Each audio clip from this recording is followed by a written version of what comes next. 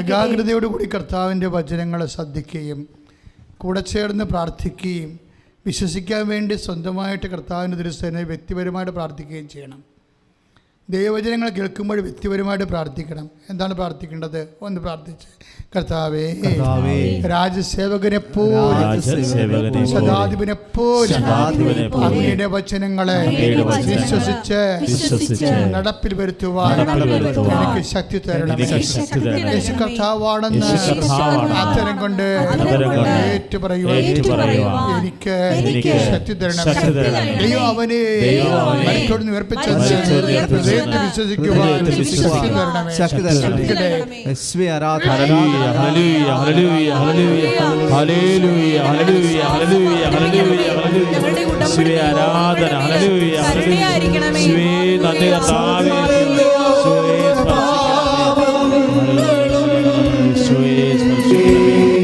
പരിശുദ്ധ പരമദിവ്യകാരുണ്യത്തിന് ആരാധനയും സ്തുതിയും പുകഴ്ചയും. പരിശുദ്ധ പരമദിവ്യകാരുണ്യത്തിന് ആരാധനയും സ്തുതിയും പുകഴ്ചയും ഉണ്ടായിരിക്കട്ടെ. പ്രിയമുള്ളവരെ, വചനത്തിൽ വിശ്വസിക്കുന്ന ഈ ശുശ്രൂഷയിൽ ഞാൻ രണ്ട് കാര്യങ്ങൾ പറഞ്ഞു.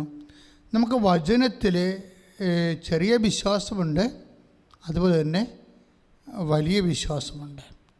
ഇസ്രായേൽ പോലും കണ്ടിട്ടില്ലെന്ന് നമ്മൾ ശതാധിപൻ്റെ പ്രതികരണത്തിൽ നിന്ന് ഈശോ പറഞ്ഞില്ലേ? അതായത് ഇത്രയും വിശ്വാസം ഇസ്രായേലിൽ പോലും കണ്ടിട്ടില്ല. അപ്പോൾ ഇസ്രായേലിലുള്ളതിനേക്കാൾ വലിയ വിശ്വാസമാണ്. അപ്പോൾ ഞാനപ്പോൾ ചിന്തിച്ചതെന്ന് വെച്ചാൽ ഏറ്റവും വലിയ വിശ്വാസം ഇസ്രായേലിലുള്ളത് ആർക്കാ? എബ്രാഹത്തിനാണ്. എബ്രാഹത്തിനെയും കൂടി കൂട്ടിയാണെങ്കിൽ പറയണം. എബ്രാഹത്തിനെയും കൂടി കൂട്ടിക്കൊണ്ടാണ് പറയണത്. ശതാധിപൻ്റെ ഒരു റേറ്റിംഗ് ഭയങ്കരമായിപ്പോയി. ആദ്യമായിട്ട് എബ്രാഹത്തിൻ്റെ വിക്കറ്റ് വീണ ഇവിടെ വെച്ചാൽ എന്താണ്, ഇസ്രായേലിൽ പോലും കണ്ടിട്ടില്ല. നമ്മൾക്ക് ചുമ്മാ ഇങ്ങനെ വായിച്ചു വിടാം. പക്ഷേ ഇസ്രായേലിൽ ആരാ ഉള്ളത്? എബ്രാഹാം മുതൽ മോശ ഉൾപ്പെടെയുള്ള ആൾക്കാർ ഇസ്രായേലിലുള്ള ആൾക്കാരാണ്. അതാണ് കർത്താവ് ഉദ്ദേശിച്ചത്.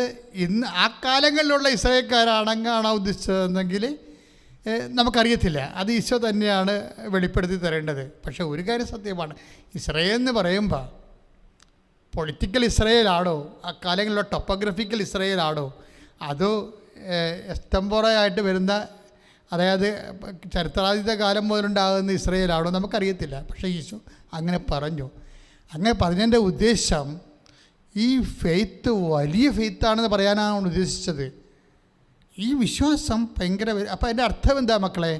ശ്രദ്ധിക്കുക, വിശ്വാസത്തിൽ തന്നെ ഗ്രഡേഷൻസ് ഉണ്ട്.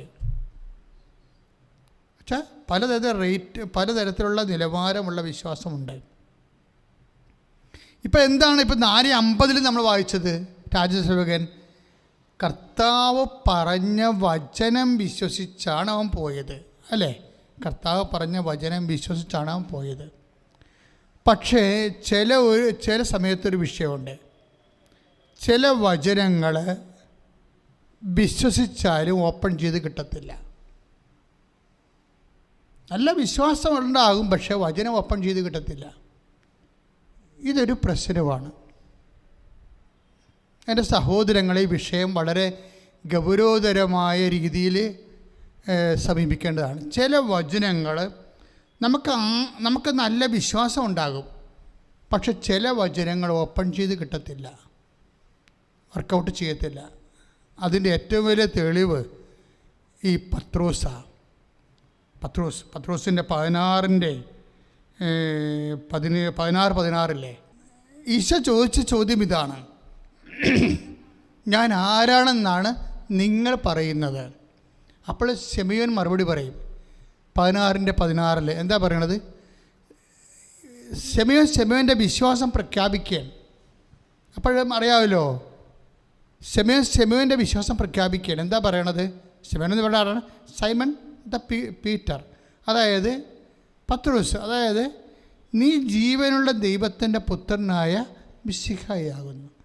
അപ്പോൾ ഈശോ പറയും, 16:17 വരുമ്പോൾ പറയും, ശിമയോനെ, മാംസരക്തങ്ങളല്ല സ്വർഗസ്ഥനായ എൻ്റെ പിതാവാണ് നിനക്കിത് വെളിപ്പെടുത്തിയത്. അപ്പോൾ വിശ്വാസം ഉണ്ടല്ലോ ശമയോന്, ഉറപ്പല്ലേ? ഇപ്പോൾ എന്താ നമ്മുടെ സബ്ജക്റ്റ്? ഇപ്പോൾ ഉടമ്പടി നിങ്ങൾ അനേക കാര്യങ്ങൾ വെച്ചിട്ടുണ്ട്. ചില കാര്യങ്ങൾ വിശ്വാസം കൊണ്ട് വർക്കൗട്ട് ചെയ്യത്തില്ലെന്ന് അച്ഛൻ പറയണത് മനസ്സിലായോ? അപ്പോൾ അവിടെ പിന്നെ എന്താ വേണ്ടത്? എന്താ വിശ്വാസം കൊണ്ട് വർക്കൗട്ട് ചെയ്യത്തില്ലെന്ന് അച്ഛൻ പറയാൻ കാരണം എന്താണ്? ഇപ്പോൾ നമ്മുടെ രാജ്യസേവകൻ്റെ വിഷയം എന്താണ്? യേശുവിൻ്റെ വചനത്തിൽ വിശ്വസിച്ച് അവൻ പോയി.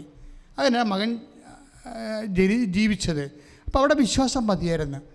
പക്ഷേ വിശ്വാസത്തിൻ്റെ ഏറ്റവും ഈ ശമയോനേക്കാൾ, ഈ രാജ്യസേവകനേക്കാൾ വലിയ വിശ്വാസം നടത്തിയത് ആരാണ്? ശമയോന. ശമയോൻ എന്താ പറയുന്നത്? You are Christ the son of the living God. ജീവിക്കണ ദൈവത്തിൻ്റെ പുത്രനായ മിശിഹായാണ് നീ. അതിനേക്കാൾ വലിയൊരു വെളിപാടില്ല. അപ്പോൾ യേശു 16:17 വായിച്ചോളൂ. യോനായുടെ പുത്രനായ ശിമയോനെ, നീ ഭാഗ്യവാൻ.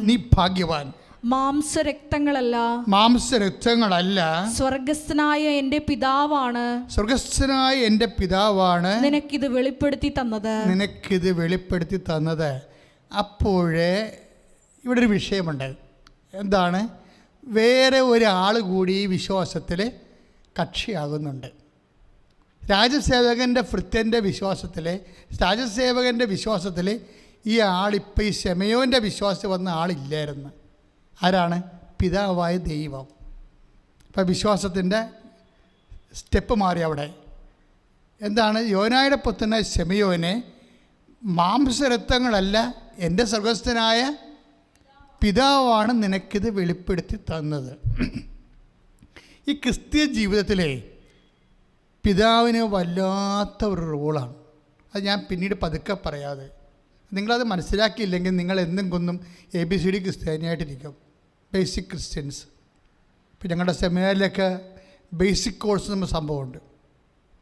ബേസിക് കോഴ്സ് വെച്ച് കഴിഞ്ഞാൽ ഒരു നോർമൽ മാർക്ക് കിട്ടി പോകുന്ന ആളാണ് ബേസിക് കോഴ്സ് എന്ന് പറയുന്നത്.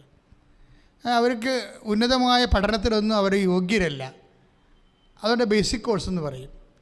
ഇനി കർത്താവ് ഉദ്ദേശിക്കണത് എന്താണ്? ഈ രാജസേവകൻ്റെ വിശ്വാസം വല്ല കുഴപ്പമുണ്ടായോ? ഒരു കുഴപ്പമില്ല. എന്താണ്? യോഹന്നാൻ 4:50 എന്താ പറയണത്? കർത്താവിൻ്റെ വചനത്തിൽ വിശ്വസിച്ച് അവൻ പോയി. കർത്താവിനും വിശ്വസിച്ചു, അവൻ്റെ വചനത്തിലും വിശ്വസിച്ചൊരു കുഴപ്പമില്ല. പക്ഷെ ഇവിടെ വന്നപ്പോൾ കാര്യങ്ങൾ മാറി. പത്രോസിൻ്റെ ഫെയ്ത്തിൽ വന്നപ്പോൾ എന്താ പറയണത്? പത്രോസിനോട് എന്താ പറയണത്? ശമയോനെ, മാംസരക്തങ്ങളല്ല എന്ന് പറഞ്ഞ ശമയോനെ, മാംസരക്തങ്ങളല്ല എൻ്റെ സ്വർഗസ്ഥനായ പിതാവാണ് നിനക്കിത് വെളിപ്പെടുത്തിയത്. അപ്പോഴിനി വിശ്വാസത്തിൻ്റെ ലെവല് മാറുകയാണ്. എന്താണ്? ഇവനങ്ങ് റോക്കായിട്ട് ഈശോ പ്രഖ്യാപിക്കുകയാണ്. ഈശോ തിരിച്ച് പ്രഖ്യാപിക്കുകയാണ്. എന്താണ്? യു ആർ റോക്ക്, നീ പാറയാണ്. അപ്പം ക്ലിയറായല്ലേ? ഈ പാറമേൽ, നിൻ്റെ വിശ്വാസത്തിൻ്റെ പാറമേൽ ഞാൻ എൻ്റെ തിരുസഭയെ പണിയും.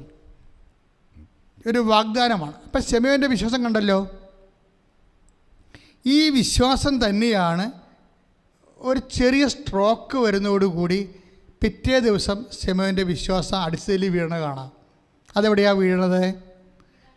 പീഡാനുഭവ പ്രവചനങ്ങൾ നമുക്ക് നോക്കാമല്ലോ. അത് സ്തുതിക്കട്ടെ ഹല്ലേലൂയ. മത്തായി 16:21 വായിച്ചോളൂ. അപ്പോൾ മുതൽ യേശു തനിക്ക് ജെറുസലേമിലേക്ക് പോകേണ്ടിയിരിക്കുന്നുവെന്നും ശ്രേഷ്ഠന്മാരിൽ നിന്നും പ്രധാന പുരോഹിതന്മാരിൽ നിന്നും നിയമജ്ഞരിൽ നിന്നും വളരെയേറെ സഹിക്കേണ്ടി വരും.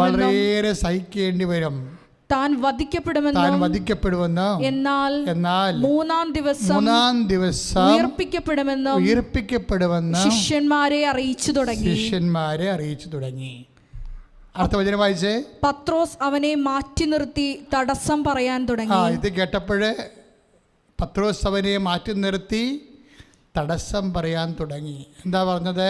ദൈവം കനിയട്ടെ കർത്താവേ, ഇതൊരിക്കലും നിനക്ക് സംഭവിക്കാതിരിക്കട്ടെ. അതായത് പെട്ടെന്ന് ആ വിശ്വാസത്തിൻ്റെ ക്ലാസ് ചേഞ്ച് ചെയ്ത് ഇല്ലേ, അപ്പർ പ്രൈമറിയിൽ നിന്ന് ഹൈസ്കൂളിലേക്ക് മാറുമ്പോൾ പുതിയ സബ്ജക്റ്റുകൾ വരികയാണ്.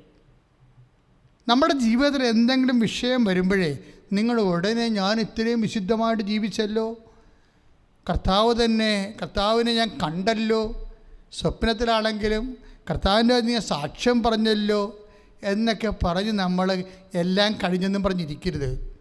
ദൈവം നിൻ്റെ വിശ്വാസത്തെ അപ്ഗ്രേഡ് ചെയ്യാൻ ഉദ്ദേശിക്കുന്നുണ്ടെങ്കിൽ ദൈവം നിത്യത ഉദ്ദേശിക്കുന്നുണ്ടെന്ന് എൻ്റെ അർത്ഥം. നീ ഇപ്പം കാണുന്ന മക്കളുടെ ജോലിയും വീടും വിവാഹവും അതൊന്നും അല്ല, അതെല്ലാം ചത്തുകെട്ട് പോകും, ചിമിത്തേരി പോകും, ഒന്നുമില്ല. അവസാനം 75 കൊല്ലം കഴിയുമ്പോൾ ഒന്നുമില്ലേ, ഒരു സംഭവമില്ല. ഓർമ്മ പോകുമ്പോൾ തന്നെ എല്ലാം പോയില്ലേ. ആദ്യം പോണത് രുചിയാണ് ഇല്ലേ, നാക്കിൻ്റെ രുചി. അപ്പോൾ തന്നെ ഭക്ഷണമെല്ലാം ക്ലിയറായി. പിന്നെ എന്താ പോണത്, കൈയും കാലും ഇറക്കുമ്പോൾ തുണി കൊടുക്കാൻ പറ്റത്തില്ല, അപ്പോൾ തുണിയുടെ കാര്യം തീരുമാനമായി. ഇങ്ങനെ ഓരോ കാര്യം പോയിക്കൊണ്ടിരിക്കുകയാണ്. ഭക്ഷണം പോയി, തുണി പോയി, അവസാനം എന്ത് പറ്റി, ഓർമ്മയും പോയി, തീർന്നില്ലേ. ഞാൻ എപ്പോഴും ഒരു ഓർക്കുകയും ഈ അമേരിക്കൻ പ്രസിഡൻറ്റിൻ്റെ ആരാണ്, ഒരു അൾഷിമേഴ്സ് വന്നൊരു പ്രസിഡൻ്റായിരുന്നു റീഗൻ്റെ അടുത്ത് വൈഫ് വരുമ്പോഴേ ഹൂ ആർ യു എന്ന് ചോദിക്കും, തീർന്നില്ല പരിപാടി. റീഗനും നാൻസിയും കൂടി മാർക്കറ്റിങ്ങിന് പോയതുപോലും BBC ഭയങ്കര വാർത്തയൊക്കെയൊരു കാലം ഉണ്ടായിരുന്നു. അതിനുശേഷം അൾഷിമേഴ്സ് വന്ന് കഴിയുമ്പോൾ വൈഫ് അടുത്ത് വരുമ്പോൾ ഹൂ ആർ യു എന്ന് ചോദിച്ചുള്ള അവസ്ഥ എന്താ, തീർന്ന്. അന്ന് വരെയുള്ള സ്നേഹങ്ങളോ ഐക്യങ്ങളോ നമ്മുടെ എല്ലാ ബന്ധങ്ങൾക്കും അൾഷിമേഴ്സ് വരുന്ന സംഭവമാണ്. ഒരു കഥയെ വരും, നിങ്ങൾ ആർക്കെങ്കിലും അമിത പ്രാധാന്യം കൊടുത്താൽ ഒരു അൾഷിമേഴ്സ് റെഡി ആയിരുന്നു വെച്ചാൽ മതി. ആർക്കെങ്കിലും അമിത പ്രാധാന്യം കൊടുത്താൽ അൾഷിമേഴ്സ് ഉറപ്പാണ്. ഓർമ്മ കൊണ്ടെല്ലാം പോകും. ഓർമ്മ പോകുമ്പോൾ തീർന്നില്ലേ. പക്ഷേ ഇത് ഈശോയ്ക്കറിയാം. അതുകൊണ്ട് പറയാം, ആരെല്ലാം ഓർത്തില്ലെങ്കിലും ഞാൻ നിന്നെ ഓർക്കും. ചിലപ്പോൾ നിൻ്റെ ഭാര്യ നിന്നെ ഓർക്കത്തില്ല, ഭാര്യയ്ക്ക് അൾഷിമേഴ്സ് വന്നായിരിക്കും മരിക്കാൻ പോണത്. ചിലപ്പോൾ ഭർത്താവ് നിന്നെ ഓർക്കത്തില്ല. ഓർമ്മ നഷ്ടപ്പെട്ടിരിക്കണ എത്ര ദിവസങ്ങൾ. എൻ്റെ അപ്പൻ 24 ദിവസം ഓർമ്മയില്ലാതെ കിടന്നു. മരിക്കണ സമയത്ത് എത്രയോ ആൾക്കാർ കൂടെ ഉണ്ടെങ്കിലും ആരെയും ഓർക്കണില്ല, ആരെയും അറിയണമില്ല. വെറുതെ ഇങ്ങനെ ഡെഡ് ബോഡി പോലെ കിടന്ന് ശ്വാസം മാത്രമേ എടുക്കും, അത്രയേ ഉള്ളൂ, ഓർമ്മ പോകും. ഈ ഒരു സിറ്റുവേഷനിൽ മനുഷ്യനെ ഉണ്ടാകും. അതുകൊണ്ടാണ് പറഞ്ഞത്, ഇങ്ങനെ ഒരു സിറ്റുവേഷൻ ഉണ്ടാകും. ആരെല്ലാം ഓർത്തില്ലെങ്കിലും അമ്മ നിന്നെ മറന്നാലും ഞാൻ നിന്നെ മറക്കത്തില്ലേ. അതൊക്കെ ആ വചനം വായിക്കുമ്പോൾ നമുക്ക് കണ്ണ് നിറയും ആസക്തി. കാര്യം സിറ്റുവേഷൻ ഇതാണ്. ഈ ലോകത്ത് നമ്മളിങ്ങനെ ദൈവത്തെ മറന്നുകൊണ്ട് എല്ലാവരെയും ഓർപ്പിച്ച് നമ്മൾ നടക്കും. ഒരു മിസ് കോൾ അടിച്ച് എല്ലാവരും ഓർപ്പിച്ചുകൊണ്ടിരിക്കുകയാണ്. അവസാനം നിനക്കൊരു മിസ് കോൾ തിരിച്ചടിക്കുമ്പോൾ തീർന്നു പരിപാടി. ആരും ഓർക്കത്തില്ല. എല്ലാം എന്താണ്, അവനീ വാഴ്വ കിനാവ് കഷ്ടമെന്ന് പറഞ്ഞ പോലെ പോകും. ഒരു കിനാവിൻ്റെ ബാധ്യത ഇതുപോലെ ഓർമ്മ പോലും ഉണ്ടാകത്തില്ല. അതുകൊണ്ടാണ് ഈ 49:15 ഒന്ന് വായിച്ചേ ശ്രുതികളുടെ കുഞ്ഞിനെ അമ്മയ്ക്ക് മറക്കാനാവുമോ? ഐസയ 49:15 മുല കുടിക്കുന്ന കുഞ്ഞിനെ അമ്മയ്ക്ക് മറക്കാനാവുമോ? പുത്രനോട് പെറ്റമ്മ കരുണ കാണിക്കാതിരിക്കുമോ? അവൾ മറന്നാലും ഞാൻ നിന്നെ മറക്കുകയില്ല. ഒരു ബില്യൺ വചനമാണത് അല്ലേ. അതായത് അമ്മ നിന്നെ മറന്നാലും ഞാൻ നിന്നെ മറക്കുകയില്ലെന്ന് പറഞ്ഞ ദൈവത്തെ ഒരു മനുഷ്യൻ മറക്കുന്നിടത്ത് വെച്ച് അവൻ മരിച്ചിരിക്കും. ശ്രുതിക്കട്ടെ, ഹല്ലേലൂയ. പരിശുദ്ധ പരമദിവ്യകാരുണ്യത്തിന്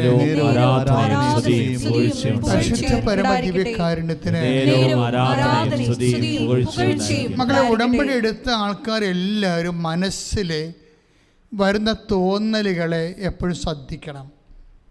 മനസ്സിൽ വരുന്ന തോന്നലില്ലേ, ഇപ്പം മെലിൻഡ ചേച്ചിക്ക് വന്ന എന്താ തോന്നൽ? എൻ്റെ കാലിൽ ഉടമ്പടി തൈലം പുരട്ടിയാൽ, മകൻ്റെ കാലിനെ ഈശോയിൽ ഓർത്തുകൊണ്ട് പുരട്ടിയാൽ കർത്താവ് അവനെ സുഖപ്പെടുത്തും. ആ തോന്നൽ അവർക്ക് എവിടുന്ന് വന്നതാണ്? അത് അച്ഛൻ എന്താ പറഞ്ഞത്? യേശുവുമായി ഐക്യപ്പെട്ടത് മൂലം ഉണ്ടായതാണ്. യേശുവുമായിട്ട് ഐക്യപ്പെടുന്ന വചനം ഏതാണ്? 6:17. 1 Corinthians 6:17. കർത്താവുമായി സംയോജിക്കുന്നവൻ അവിടുത്തോട് ഏകാത്മാവായി തീരുന്നു. അവിടുത്തോടുകൂടി ഏകാത്മാവായി തീരുന്നു. Praise the Lord. അപ്പോൾ എന്ത് സംഭവിക്കുന്നതാണ് ഞാൻ പറഞ്ഞത്? 1 Corinthians 2:15 എന്താ പറഞ്ഞത്? ഞങ്ങളാകട്ടെ മനുഷ്യൻ എല്ലാ കാര്യങ്ങളും വിവേചിച്ചറിയുന്നു, അവനെ വിധിക്കാൻ ആർക്കും സാധിക്കുകയില്ല.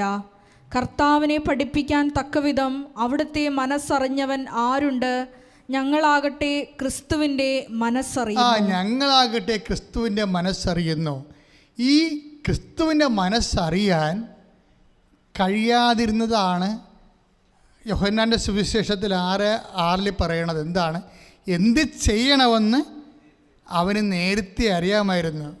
ആ ക്രിസ്തുവിൻ്റെ മനസ്സാണ് അപ്പോസ്തലന്മാർ അറിയേണ്ടിയിരുന്നത്. പക്ഷെ അറിയണമെങ്കിൽ എന്ത് ചെയ്യണം? അവനുമായിട്ട് ഐക്യപ്പെടണം. അപ്പോൾ ഈ വിഷയത്തിൽ ക്രിസ്തുവിൻ്റെ മനസ്സിൽ എന്താണ് ഉള്ളത്?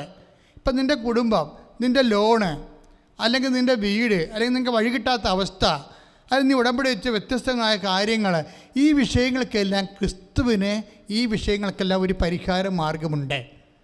നീ ഉടമ്പടി കൃത്യമായി ചെയ്ത് അവനോട് വിശ്വാസം കാണിച്ച്, പിന്നെ വിശ്വാസം മാത്രമല്ല, വിശ്വാസം കൊണ്ട് ചില കാര്യങ്ങൾ, ഇപ്പം ഞാൻ കഴിഞ്ഞ ദിവസങ്ങൾ ഇവിടെ പറയുന്നേ, ഇപ്പോൾ ഒരു കോഴിമുട്ട, അത് ഒരു കുയിലിൻ്റെ മുട്ട, പാടുന്ന കുയിലില്ലേ, പാടുന്ന കുയിലിൻ്റെ മുട്ട വിരിയണത് 10 ദിവസം കൊണ്ടാണ്. 10 ദിവസം. ഒരു കോഴിമുട്ട വിരിയണത് 21 ദിവസം കൊണ്ടാണ്. ഒരു ഒട്ടകപ്പക്ഷിയുടെ മുട്ട വിരിയണത് 44 ദിവസമാണ്. 44 ദിവസവും പിന്നെ ഒരു കുറച്ച് മിനിറ്റും കൊണ്ട് അത് വിരിയത്തുള്ളൂ. ഇനി ആബർഡോസിൻ്റെ ഒരു പക്ഷിയുണ്ട്. അയ്യോ, അത് ഭയങ്കര സാധനം, ഒരു വേട്ടക്കാരൻ പക്ഷിയാണ്. കണ്ടാൽ അത്ര കുഴപ്പം, ഒരു വെള്ളയും ചാരയും കൂടിയ ഒരു പക്ഷിയാണ്. നമ്മുടെ മഞ്ഞുനാടുകളിലേക്ക് അതുള്ളൂ. ആൽബർട്ടോസ് പക്ഷിയുടെ മുട്ട വിരിയണ 85 ദിവസം വേണം. ഏതാണ്ട് ഇതുപോലെയാണ് വചനത്തിൻ്റെ അവസ്ഥ. ചില വചനങ്ങൾ നമ്മുടെ വിശ്വാസം കൊണ്ട് വിരിയും. ചില വചനങ്ങൾ ഈ ശതാധിപൻ്റെ പോലെ ഇത്തിരി കടുത്ത വിശ്വാസം വേണം. ചില വചനങ്ങൾ വിശ്വാസം കൊണ്ടും വിരിയത്തില്ല, പിന്നെയും സമയമെടുക്കും. അതാണ് ഈ പത്രോസിന് സംഭവിച്ചിരിക്കുന്നത്. പത്രോസിന് എന്താ സംഭവിച്ചിരിക്കുന്നത്? അങ്ങനെ പറഞ്ഞതാണ്, കർത്താവാണ്, നിങ്ങൾ ജീവിക്കുന്ന ദൈവത്തിൻ്റെ പുത്രനായ മിശിഹായാണെന്ന് ഈശോയെക്കുറിച്ച് പറഞ്ഞതാണ്. പക്ഷേ പിറ്റേ ദിവസം ക്രിസ്തു ക്രൂശിക്കപ്പെടുമെന്ന് പറഞ്ഞപ്പോൾ തന്നെ പുള്ളിയുടെ ഐസി അടിച്ചുപോയി. പുള്ളിയെല്ലാം മറന്നുപോയി. ഇന്നലെ പറഞ്ഞ എല്ലാം മറന്നുപോയി. ഒരു വിശ്വാസം പ്രഖ്യാപിച്ചാൽ ആ വിശ്വാസം ശിഥിലമാകാൻ ഒരു സഹനം മതിയാകും. U got the point. ഞാൻ പറഞ്ഞ മനസ്സിലായി നിങ്ങൾക്ക്? നമ്മൾ എത്ര വിശ്വാസം പ്രഖ്യാപിച്ചാലും ആ വിശ്വാസം ഒരു നിമിഷം ശിഥിലമാകാൻ ഒരു സഹനം മതിയാകും. ഈ സഹനത്തിന് ഭയങ്കര വല്ലാത്ത റോളാണ്. സഹനം വരുമ്പോൾ ഓർക്കുക, അപ്ഗ്രഡേഷൻ വരാൻ പോകുന്നുണ്ട്, വിശ്വാസം ടെസ്റ്റ് ചെയ്യാൻ പോകുന്നുണ്ട്. അപ്പം തന്നെ കയ്യോടെ പത്രോസ് പതറിപ്പോയി. കർത്താവേ, അങ്ങയ്ക്കിത് സംഭവിക്കാതിരിക്കട്ടെ. അത് ഉൾക്കൊള്ളാൻ പറ്റത്തില്ലെന്ന് പത്രോസിനെ. ദൈവത്തിൻ്റെ ദൈവിക പദ്ധതിയോട് ആ മനുഷ്യന് വിശ്വാസമുണ്ട്, പക്ഷെ ദൈവിക പദ്ധതി ഉൾക്കൊള്ളാൻ പറ്റണില്ല. ഇതല്ലേ എല്ലായിടത്തെയും പ്രശ്നം. ഭയങ്കര വിശ്വാസമുണ്ട്, പക്ഷെ ദൈവിക പദ്ധതി ഉൾക്കൊള്ളാൻ പറ്റണില്ല. നിനക്കിത് സംഭവിക്കാതിരിക്കട്ടെ. കർത്താവിൻ്റെ കുരിശുമരണത്തിൽ നിന്നും അതുപോലെ ഉണ്ടാകുന്ന മഹത്വം ഉയർത്തുന്നേപ്പിൽ നിന്നും ദൈവമഹത്വത്തിൽ നിന്നും എല്ലാം പത്രോസ് പതുക്കെ ഈശ്വരനെ മാറ്റാൻ പോവുകയാണ്. അപ്പോഴാണ് ഈശോ പറഞ്ഞത്, നീ എൻ്റെ പുറകിൽ പോകാൻ പറഞ്ഞത് ഇല്ലേ? അപ്പോൾ ഇതിൻ്റെ വിഷയം എന്ന് പറയണത് എന്താണ്? ഇനി ഈ പത്രോസ് തന്നെ ഇപ്പം നമ്മൾ കർത്താവിൻ്റെ വചനം ഇവിടെ എന്ത് പറ്റി? കഠിനമായിപ്പോയി. പത്രോസിൻ്റെ വചനം അപ്പം അതായത് മറ്റ് ഈ കോഴിമുട്ടയും കുയിലിൻ്റെ മുട്ടയും പോലെ അല്ല ഒട്ടകപ്പക്ഷിയുടെ മുട്ട. അതിന് കഠിനമുള്ളതാണ്. അതിന് 44 ദിവസം എടുക്കും വിരിയാൻ. അപ്പോൾ ഇത് കട്ടി കൂടി. മനുഷ്യപുത്ര ശത്രുകാര്യങ്ങൾ ഏൽപ്പിക്കുമെന്ന് പറഞ്ഞപ്പോൾ അവനെ പീഡിപ്പിക്കും, വധിക്കും, അവൻ മരിക്കുമെന്ന് പറഞ്ഞപ്പോൾ അതിനെ ഉൾക്കൊള്ളാൻ, ദൈവിക പദ്ധതി ഉൾക്കൊള്ളാൻ പത്രോസിന് പറ്റണില്ല. പത്രോസിന് ആ വചനം കഠിനമായിപ്പോയി. കഠിനമായി പോയെങ്കിലും കർത്താവ് പത്രോസിനെ കളഞ്ഞില്ല. ഇത്തിരി സിലബസ് ഇത്തിരി കട്ടിയായി പോയെന്ന് പറഞ്ഞുകൊണ്ട് നീ ഇനി പഠിക്കേണ്ടെന്നൊന്നും പറഞ്ഞില്ല, വീട്ടിൽ നിൽക്കടാന്ന് പറഞ്ഞില്ല. കുറേ ആൾക്കാരോട് പറഞ്ഞ് പോയിക്കൊള്ളാൻ പറഞ്ഞു, സ്കൂൾ വിട്ട് പോയിക്കൊള്ളാൻ പറഞ്ഞായിരുന്നു. സാധ്യതയില്ല എന്ന് മനസ്സിലാക്കിയ ആളിനോട് ഇപ്പം ഈശോ പറഞ്ഞ പിതാക്കന്മാർ മരുഭൂമി വെച്ച് മന്ന ഭക്ഷിച്ചു, അതുപോലല്ല ഈ അപ്പം ഭക്ഷിക്ക് നിത്യം ജീവിക്കും. ഇപ്പം 6:58 വരുന്നില്ലേ? 6:58 യോഹന്നാന്റെ സുവിശേഷം ഒന്ന് വായിച്ചോളൂ. ശ്രുതികടെ ഹല്ലേലൂയ. ഇത് സ്വർഗ്ഗത്തിൽ നിറങ്ങി വന്ന അപ്പമാണ്. പിതാക്കന്മാർ മന്ന ഭക്ഷിച്ചു, എങ്കിലും മരിച്ചു. അതുപോലെയല്ല ഈ അപ്പം, ഇത് ഭക്ഷിക്കുന്നവൻ എന്നേക്കും ജീവിക്കും. അതായത് ഈ 6:58 എന്താ പറയണത്? കുറേ ശ്രോതാക്കൾ നിൽക്കുന്നുണ്ട്. അവരോട് എന്താ ഈശോ പറയണത്? പിതാക്കന്മാർ മരുഭൂമി വെച്ച് മന്ന ഭക്ഷിച്ചു. അവർക്കൊരു കംപ്ലൈൻറ്റും ഇല്ല, ഒരു പ്രശ്നവുമില്ല, അവർ റിയാക്ട് ചെയ്യണില്ല, അവർക്ക് അലർജിയില്ല. അവരെല്ലാം അന്ന് തലക്കാട്ട് ശരിയാണ്, മന്ന ഭക്ഷിച്ചു എന്നൊക്കെ പറഞ്ഞ് അവധിപ്പുണ്ട്, ഒരു കുഴപ്പമില്ല അവർക്ക്. അടുത്ത വചനം എന്താ പറയുന്നത് കർത്താവ്? അതായത് പിതാക്കന്മാർ മരുഭൂമിച്ച് മന്ന ഭക്ഷിച്ചു, എങ്കിലും മരിച്ചു. അതുപോലെയല്ല ഈ അപ്പം, ഇത് ഭക്ഷിക്കുന്നവൻ എന്നേക്കും ജീവിക്കും, ഒരു പ്രശ്നവുമില്ല. കണ്ട, അത് കേട്ടിട്ടും ആ വല്യപ്പന്മാരും ചേട്ടന്മാരും ഒക്കെ തലയാട്ടി ആ കുഴ എന്നേക്കും ജീവിച്ചാൽ കൊള്ളാതെ പറഞ്ഞ് അവരിക്കുകയാണ്. അവർക്കൊരു കംപ്ലൈൻറ്റും ഇല്ല, ഒരു അലർജിയും ഇല്ല. പക്ഷേ അടുത്ത സംഭവം പറയും. എന്താ പറയണത്? 6:60 ഇത് കേട്ട് അവന്റെ ശിഷ്യരിൽ പലരും പറഞ്ഞു.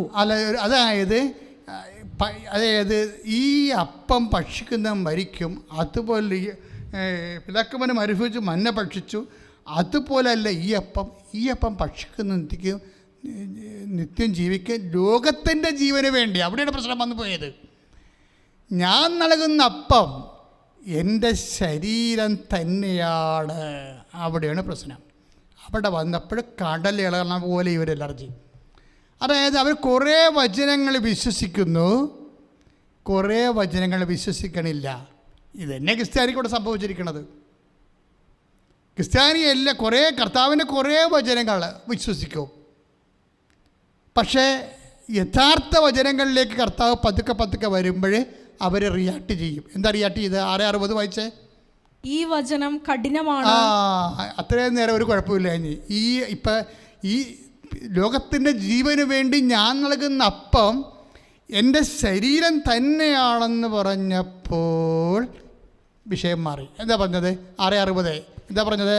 ഈ വചനം കഠിനമാണ്. ഇത് ശ്രവിക്കാൻ ആർക്ക് കഴിയും? നേരത്തെ പറഞ്ഞ വചനങ്ങളെല്ലാം ലഘുവാണ്, കുഴപ്പമില്ല. ഈ വചനം കഠിനമാണ്. ഇത് തന്നെയല്ലേ 10 ദിവസം സംഭവിച്ചത്? U are Christ the son of the living God എന്നൊക്കെ പറഞ്ഞ ആള് അവൻ ക്രൂശിക്കപ്പെടുമെന്ന് പറഞ്ഞപ്പോൾ 10 ദിവസം പറഞ്ഞ് കഠിനമാണെന്ന് പറഞ്ഞു. 10 ദിവസം പറഞ്ഞില്ല കഠിനമാണെന്ന്. കർത്താവ് നമ്മളെ പറയണ 16-ാം അധ്യായത്തിൻ്റെ ആദ്യ ഭാഗങ്ങൾ 16-17 മത്തായി ശ്ലീഹായുടെ സുവിശേഷത്തിൽ എന്താ പറയണത്? നീ ജീവനുള്ള ദൈവത്തിന്റെ പുത്രനായ മിശിഹായാണെന്ന് പത്രോസ് പറയുകയാണ്. ഒരു കുഴപ്പമില്ല. ആ പത്രോസ് തന്നെയാണ് 16 നിന്ന് തിരിച്ചു വരുമ്പോഴേ 16:22 എന്താ പറയണത്? ദൈവം കനിയട്ടെ കർത്താവേ, ഇത് ഒരിക്കലും നിനക്ക് സംഭവിക്കാതിരിക്കട്ടെ. ഇത് കഠിനമാണ്. കണ്ട, അത് കഠിനമാണ്. അത് തന്നെയല്ലേ മറ്റു ശിഷ്യന്മാരും പറയണത്. ഇത് കഠിനമാണ്, ഇത് നിനക്ക് സംഭവിക്കാതിരിക്കട്ടെ, ഇത് ഉൾക്കൊള്ളാൻ പറ്റണില്ല എന്ന് പറയും. അപ്പോൾ വചനത്തിന് പത്രോസ് ആയാലും നാട്ടുകാരായ പബ്ലിക്കായാലും ഒരു വിഷയം ഉണ്ടാവും, കഠിനമുണ്ടാവും. ഇപ്പം ലഘുവായ കുറേ കാലങ്ങളുണ്ട് വചനത്തിൻ്റെ. പിന്നെ ചില വചനങ്ങൾ ഉൾക്കൊള്ളാൻ കഠിനമായ കാലമുണ്ടാവും. എന്ന് വെച്ചാൽ എന്താ അർത്ഥം? വചനമെന്ന് പറഞ്ഞാൽ എന്താണ് വചനം? നമ്മൾ റോമ 2:18 എടുത്തേ. റോമ 2:18 ശ്രുതികട്ടെ ഹല്ലേലൂയ.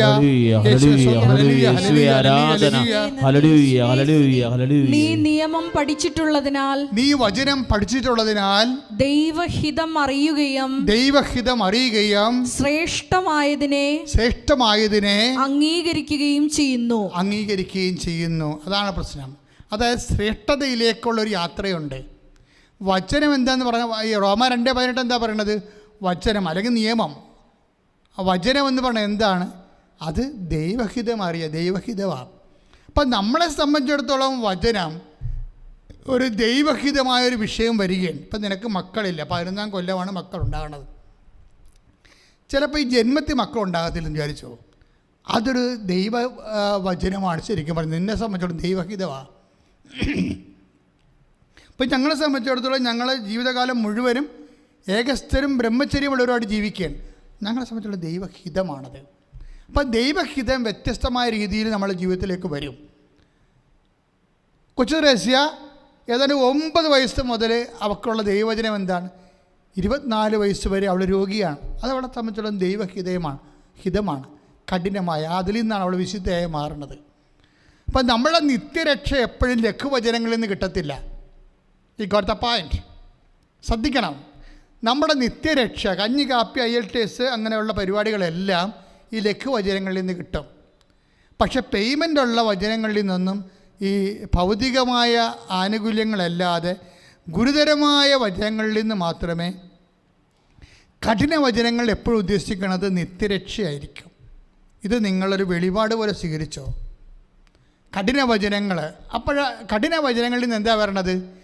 കഠിന വചനങ്ങൾ ഇപ്പോൾ 10 ദിവസം നിൽക്കുന്ന സമയത്തല്ല പറയണത്. എന്താ പറയണത്? കർത്താവിൻ്റെ ഹിയറിംഗ് പബ്ലിക് എന്താ പറയണത്? ലോകത്തിൻ്റെ ജീവന് വേണ്ടി ഞാൻ നൽകുന്ന അപ്പം എൻ്റെ ശരീരം തന്നെയാണെന്ന് പറയുമ്പോഴെന്താ പറയണത്? ഈ വചനം കഠിനമാണ്, ആർക്കിത് ശ്രവിക്കുവാൻ കഴിയും? ശ്രവണമാണല്ല പ്രശ്നം, ശ്രവണമല്ലേ പ്രശ്നം. ഇത് പത്രോസും എന്താ പറഞ്ഞത്? കർത്താവെ, നീ പറഞ്ഞ വചനം കഠിനമാണ്. നീ ശത്രുക്കളെ ഏൽപ്പിക്കുക, അവരെ നിന്നെ പീഡിപ്പിക്കുക, വധിക്കുക. ഉയർപ്പിൻ്റെ കാര്യം പത്രോസ് വിട്ട്. അങ്ങനെ ഒരു സംഭവം നടക്കത്തിലും പത്രോസിന് അറിയാം. അതുകൊണ്ട് ആ മനുഷ്യൻ്റെ വിവരം അന്ന് അത്രയേ ഉണ്ടായിരുന്നുള്ളൂ. അപ്പം കഠിനമായി മാറി. ഉയർപ്പിൽ വിശ്വസിക്കാത്തോളം കാലം നമ്മുടെ ജീവിതത്തിൻ്റെ അനുഭവങ്ങളെല്ലാം കഠിനമായിരിക്കും. You got the point.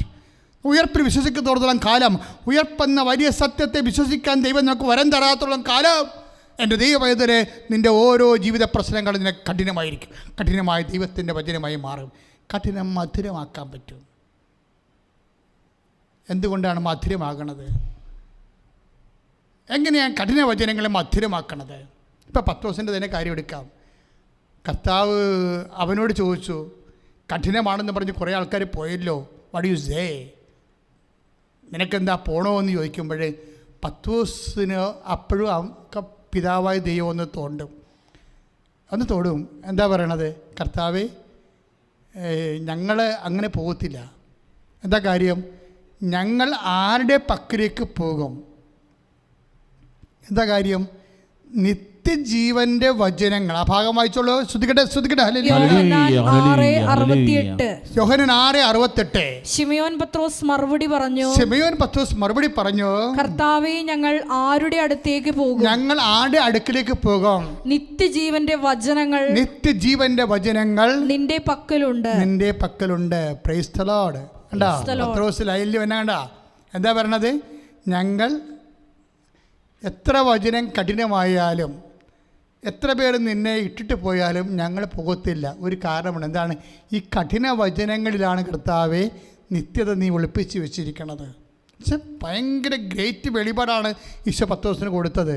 അതായത് നമ്മളുടെ കഠിനാനുഭവങ്ങൾ ഓർക്കുക. ചില ആൾക്കാർ ഓർക്കും, കർത്താവ് അവർ 10 കൊല്ലം തളർന്ന് കിടന്നല്ല. ഇതുമാത്രം കൈയും കാലുമൊക്കെ ഉണ്ടായിരുന്ന കാലത്ത് അവർ പള്ളി കുർബാന മുടക്കാത്ത ആളാണ്. ഇപ്പോൾ വന്നിരിക്കണ മരുമക്കളും നോക്കണില്ല, മക്കളും നോക്കണില്ല. അവർ തൂറും മുള്ളുമൊക്കെ കട്ടിലേ തന്നെയാണ് 10 കൊല്ലം. ഇത്രയും ദൈവവേദന പിടിച്ച് നടന്ന ആൾക്കാരുടെ അവസ്ഥ ഇങ്ങനെയാണെങ്കിൽ പിന്നെ ഞങ്ങളൊക്കെ എന്തെങ്കിലും നടക്കണമെന്ന് പറഞ്ഞിട്ട് കുറേ ആൾക്കാർ പശ്ചാത്തല വർത്തമാനം പറഞ്ഞ് നടക്കും. പക്ഷേ അവർ കഠിന വചനങ്ങളിലൂടെ പോവുകയാണ്. എന്താണ്? അവരുടെ ആ കിടപ്പിലാണ് നിത്യത ഇരിക്കണത്. നിത്യത. അതാ 10 ദിവസം അത് പെട്ടെന്ന് കിട്ടി. ദൈവത്തിനെ ശ്രദ്ധിക്കുക. നിനക്ക് ജോലി കിട്ടിയത് കൊണ്ടോ വീട് കിട്ടിയതുകൊണ്ടോ നീ 10 പിള്ളേരെ പ്രസവിച്ചത് കൊണ്ടോ അല്ല ഇരിക്കണത്. നിൻ്റെ നിത്യത ഇരിക്കണത് നീ വചനത്തിന് കഠിനമായ സാഹചര്യങ്ങളെ, കഠിനമായ അനുഭവങ്ങളെ, കഠിനമായ ദൈവഹിതങ്ങളെ, കഠിനമായ ദൈവവചനങ്ങളെ, ജീവിതത്തിൽ വരുന്ന ദൈവവചനങ്ങളോട് നീ എന്ത് നിലപാടെടുത്തു എന്നുള്ളതാണ്. 10 ദിവസം പറയണത് കൊന്നാലും ഞങ്ങൾ ഒരിടത്തും പോകത്തില്ല. എന്താ കാര്യം? നിത്യജീവൻ്റെ വചനങ്ങളാണ്. അത് കഠിനമാണ്, പക്ഷെ അത് ഈ ലോകത്തുള്ള ജീവിതത്തിന് വേണ്ടിയുള്ളതല്ല. വചനം കഠിനമാണ്, പക്ഷേ ഈ ലോകത്തുള്ള ജീവിതത്തിന് വേണ്ടിയുള്ളതല്ല. ഈ സമയം എന്താ സംഭവിക്കണത്? പത്രോസ് എപ്പോഴും എന്ത് പറഞ്ഞാലും അവിടെ ഒരു പിതാവിൻ്റെ സാന്നിധ്യം ഉണ്ടാകും. എന്താ കാര്യം?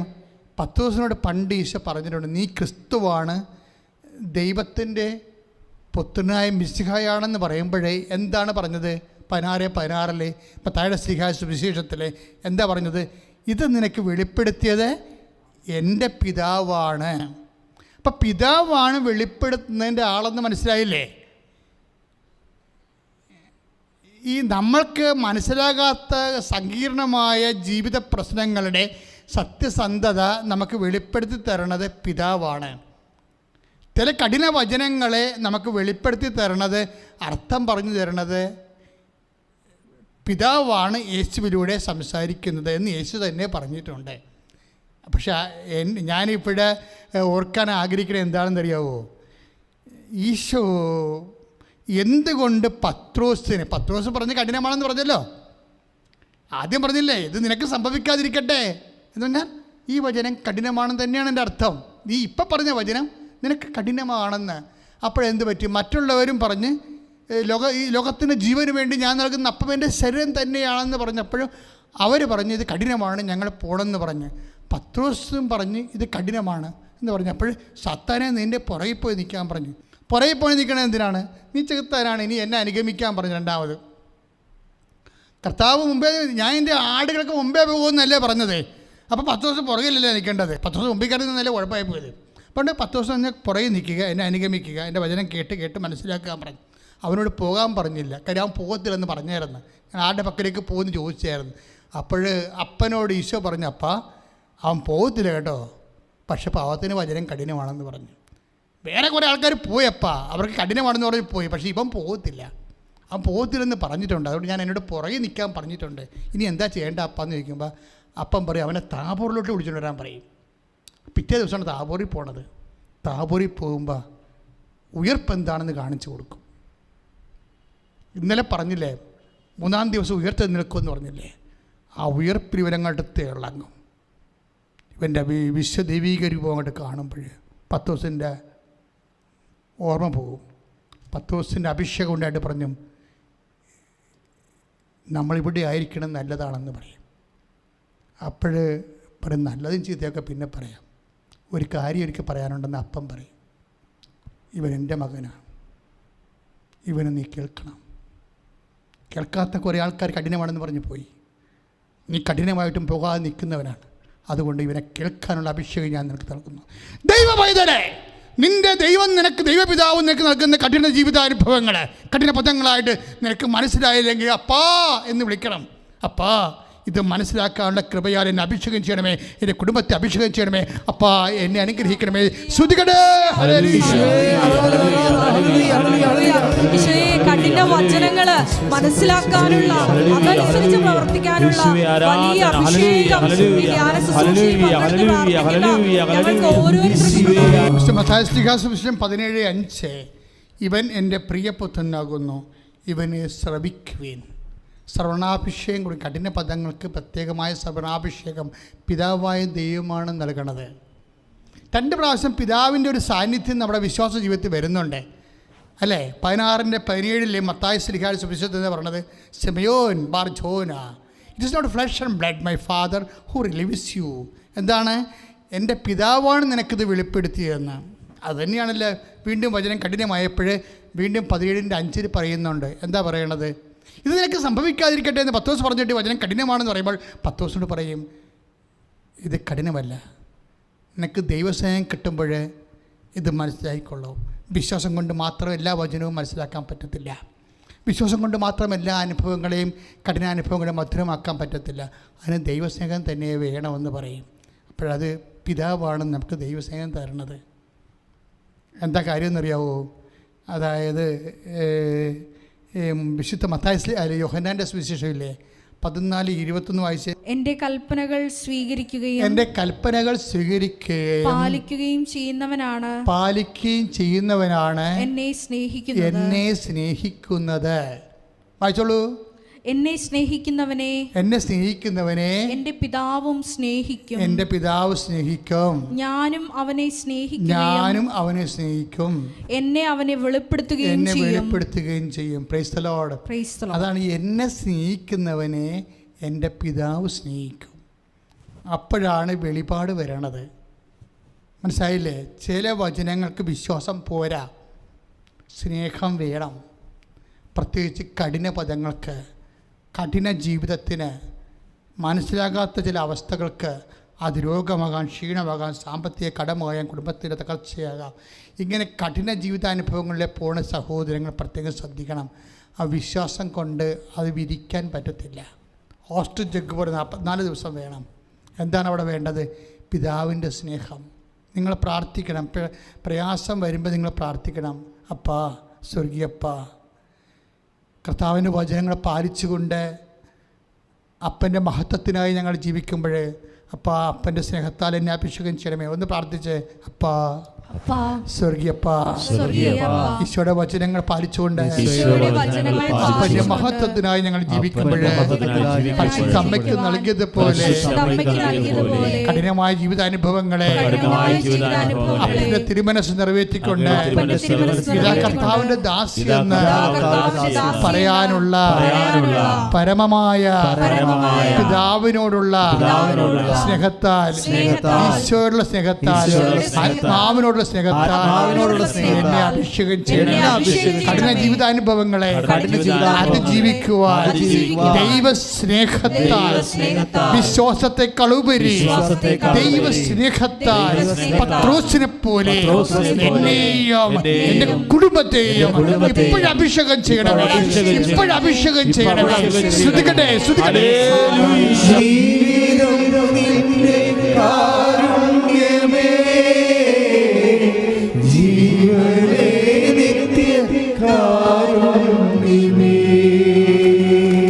പരമദിവ്യകാരുണ്യത്തിന്, പരിശുദ്ധ പരമദിവ്യകാരുണ്യത്തിന്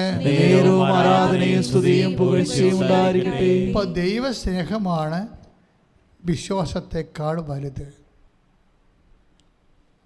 കാര്യം വിശ്വാസം കൊണ്ട് ഒരു പരിധിവരെയുള്ള കാര്യങ്ങൾ നമുക്ക് നേടാം. പക്ഷേ നിത്യത ഉൾപ്പെടുന്ന കഠിന പദങ്ങളെയും കഠിന ജീവിതാനുഭവങ്ങളെയും നമ്മൾ അതിജീവിക്കുന്ന, നിങ്ങൾക്കറിയാമല്ലോ, ഏറ്റവും വലിയ കഠിന പദം ദൈവം ആരോടാണ് പറഞ്ഞത്? പബ്ലിക്കിനോടും പത്രോസിനോടും ഒന്നുമല്ല പറഞ്ഞത്, അമ്മയോടാണ് പറഞ്ഞത്. നീ ഗർഭം ധരിച്ചൊരു പുത്രനെ പ്രസവിക്കും. അതല്ലേ കഠിന പദം? ബൈബിളിൽ ഏറ്റവും വലിയ കഠിന പദം എന്താണ്? നീ ഗർഭം ധരിച്ചൊരു പുത്രനെ പ്രസവിക്കും എന്ന് പറഞ്ഞതല്ലേ. അപ്പം ഞാൻ പുരുഷനെ അറിയുന്നില്ല എന്ന് പറഞ്ഞപ്പോൾ പരിശുദ്ധാത്മാവും നിൻ്റെ മേൽ വരും. ഒരു പക്ഷേ ഏറ്റവും വലിയ കഠിന പദം ഇതാണ്. ലൂക്കാ 1:35 എന്താണ്? പരിശുദ്ധാത്മാവും നിൻ്റെ മേൽ വരും, അത്യുന്നതൻ്റെ ശക്തി നിന്നിൽ പ്രവർത്തിക്കും. അതാണ് പുരുഷനെ അറിയാതെ അൺറീസണബിളായിട്ട് മനുഷ്യൻ്റെ ബുദ്ധി യുക്തി നോക്കുമ്പോഴേ ഇത് കഠിനമാണ്. പക്ഷെ ആ കഠിന പദത്തോട് അമ്മ കൈവരിച്ച നിലപാട് കണ്ടില്ലേ? എന്താണ്? അപ്പാ, നീ പറയണത് കഠിനമാണ്, എനിക്കത് മനസ്സിലാവണില്ല, പക്ഷേ എനിക്കൊന്ന് പറയാനുണ്ട്. എന്ത് കഠിനമായാലും ദാസിയെപ്പോലെ നിൽക്കും അവസാനം വരെ. ശ്രുതിക്കട്ടെ. ഹല്ലേലൂയ, ഹല്ലേലൂയ, അതാണ് മരിയൻ. ഈ പരിശുദ്ധാത്മാവ് ഈ കഠിന വചനത്തോട് അമ്മയുടെ നിലപാട് കേട്ട് കോരിത്തെരിച്ചു പോയ സ്വർഗത്തിലെ ഒരാളാണ് പരിശുദ്ധാത്മാവ്. കഠിന പദത്തോട്, ഈ കഠിന വചനങ്ങളോട് അമ്മ പറഞ്ഞ ഒരു പ്രത്യുത്തരം എന്ന് പറയുന്നത് അപ്പായോടുള്ള മരണസ്നേഹമാണ്. നമ്മൾ പിൽക്കാലത്ത് സോങ് ഓഫ് ദി സാങ്സിൽ ഉത്തമ ഗീതങ്ങളിലെ പ്രണയം മരണത്തെക്കാൾ ശക്തമാണെന്ന് വായിക്കും. സ്നേഹമായാലും എന്തായാലും അതിനേക്കാൾ ശക്തമാണ് അമ്മയുടെ ദൈവസ്നേഹം.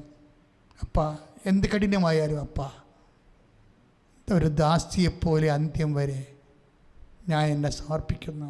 കഠിന പദങ്ങൾക്ക് സമർപ്പണമാണ് ആവശ്യം. ആ സമർപ്പണത്തിൽ എന്തെല്ലാം വേണം?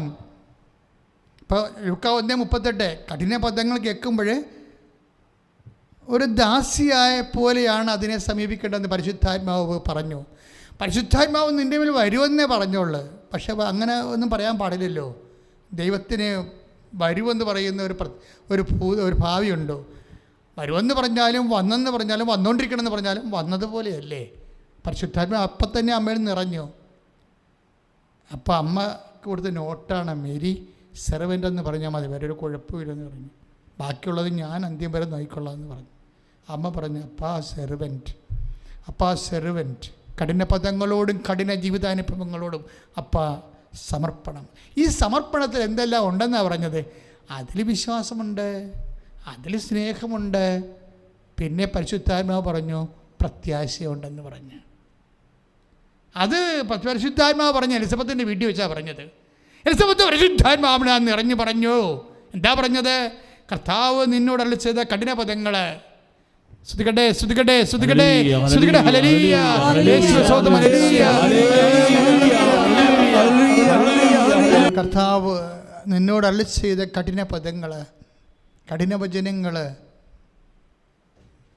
ലൂക്കാ 1:45 നിറവേറുമെന്ന് വിശ്വസിച്ച നീ ഭാഗ്യവതി.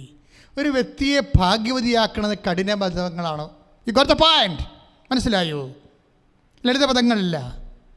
ലളിത പദങ്ങൾ മനുഷ്യനായിട്ട് ഇവിടെ ചത്തുപിരിയാന്നേ ഉള്ളൂ. ലളിത ജീവിതാനുഭവങ്ങളായിട്ട് കഠിന പദങ്ങളാണ്, കഠിന ജീവിത വചനങ്ങളാണ്.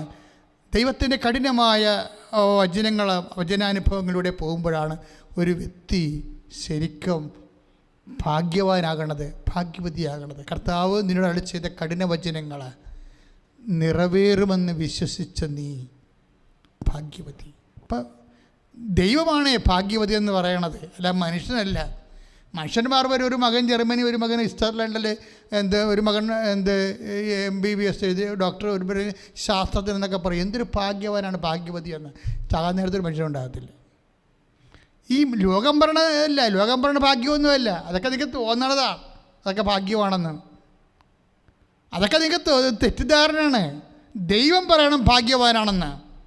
ദൈവം ഭാഗ്യവാനാണെന്ന് പറയണ ആരോടാണ്?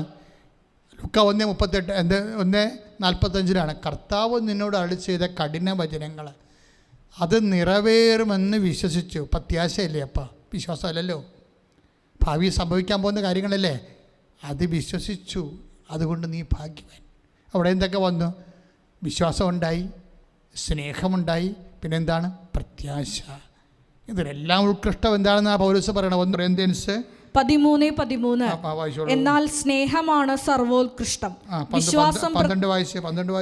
വിശ്വാസം, പ്രത്യാശ, സ്നേഹം ഇവ മൂന്നും നിലനിൽക്കുന്നു. ഇവ മൂന്നും നിലനിൽക്കുന്നു. നിത്യതയുടെ കാര്യമാണ് പറയണത്. മനസ്സിലായില്ലേ? നിലനിൽക്കണ എന്താണ്? 1 കൊരിന്ത്യൻസിന്റെ 13:12 വിശ്വാസം, പ്രത്യാശ, സ്നേഹം അവ നിലനിൽക്കുന്നു. അതായത് നിത്യതയിൽ നിലനിൽക്കുന്നു എന്ന്. നിത്യതയിലും നിലനിൽക്കുന്നു. അതിലേറ്റവും വലുതെന്താ? സർവ്വോത്കൃഷ്ടം സ്നേഹമാണ്. അവയെ കഠിനമായ ജീവിതാനുഭവങ്ങളെ ദൈവസ്നേഹം കൊണ്ടാണ് കൈകാര്യം ചെയ്തിട്ട് മധുരമാക്കേണ്ടത്.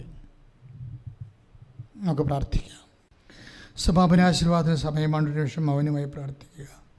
വലിയ അഭിഷേകം തീർന്നവർക്ക് കണ്ണടച്ച് കൈകൾക്കൊപ്പി പെടലി ഒടിച്ചിട്ടുകൊണ്ട് നെഞ്ചിൽ കൈവച്ചുകൊണ്ട് കണ്ണടച്ച് കർത്താവിനെ ഏൽപ്പിക്കുക. എൻ്റെ ദൈവവേദന, നീ ഇന്ന് വലിയ അഭിഷേകം പ്രാപിക്കുക.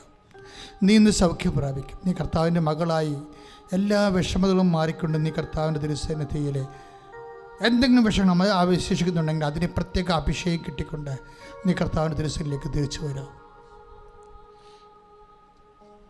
മൗനമായി പ്രാർത്ഥിക്കട്ടെ. പ്രിയമുള്ളവർ, 2-3 അറിയിപ്പുകൾ.